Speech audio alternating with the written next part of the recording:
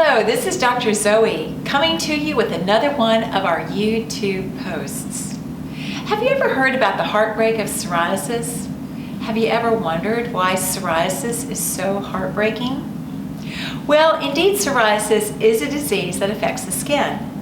We don't really know what causes psoriasis, which means that we don't yet have a cure. But there are a lot of new treatments that are really very helpful in improving psoriasis, at least while the medicine is being taken.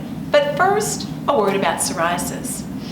What happens in psoriasis is that the skin produces too much poor quality skin too quickly.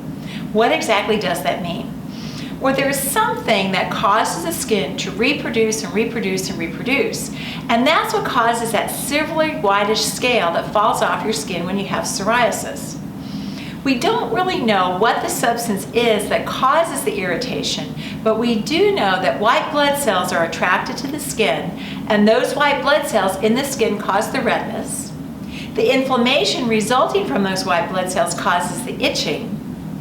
And then the hyperproliferation, or the increase in skin production, is what causes the scaling.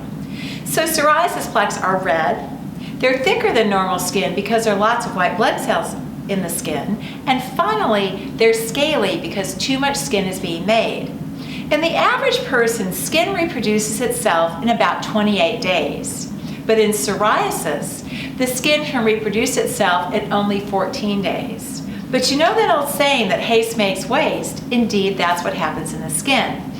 As the skin reproduces itself very, very quickly, it makes very poor quality skin.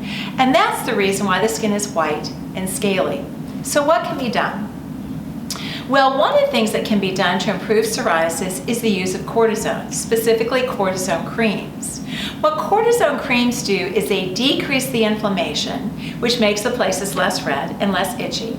And it also tends to thin the skin, which makes the skin not so thick and not so scaly. The problem with cortisone creams is that they tend to work for a short period of time, but then the body appears to become accustomed to them. Many people find over time that the cortisone creams just are not enough. There are actually 2 vitamin creams that can be added to the cortisone cream to make it more effective. One of them is vitamin D, and the other is vitamin A. Vitamin D and vitamin A creams plus the cortisone can make the cortisone work better, especially when the plaques are very, very thick. If the plaque is thick, the cortisone cannot penetrate into the skin, thus the vitamin A or vitamin D creams can be helpful. But there are some other new treatments that are also present for psoriasis as well. There is another way of dealing with inflammation in the skin besides the use of cortisones. These are known as JAK inhibitors, J-A-K. And this is another method that the body uses to produce inflammation. By stopping JAK, you can also get rid of the thickness, the redness, and the scaling. And finally, the third category of products used to treat psoriasis are the biologics. They're called biologics because they're made in a laboratory, but they mimic natural substances that are present in your body, hence the name biologics.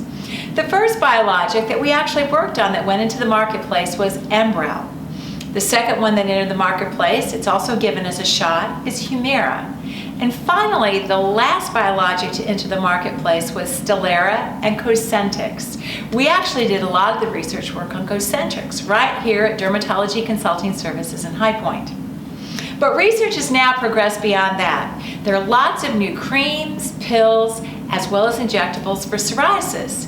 If you're interested in receiving more information, please give us a call at 336-841-1411. Again, that number, 336-841-1411. If you've enjoyed this post, please pass our YouTube channel on to your other friends. There'll be many more exciting things to talk about when it comes to skincare. Again, this is Dr. Zoe saying so long, farewell, till our next post.